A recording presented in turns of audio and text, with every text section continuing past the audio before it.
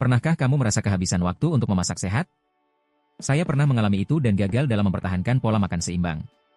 Tapi, saya temukan rahasia untuk menghemat waktu dan menjaga nutrisi. Meal prep adalah jawabannya.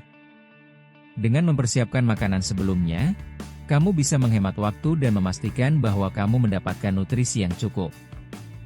Menurut American Journal of Gastroenterology, mempersiapkan makanan sebelumnya dapat membantu mengurangi stres dan meningkatkan kualitas makanan. Saya sendiri telah merasakan perbedaannya. Jadi, apakah kamu siap untuk mencoba meal prep dan menghemat waktu serta menjaga nutrisi?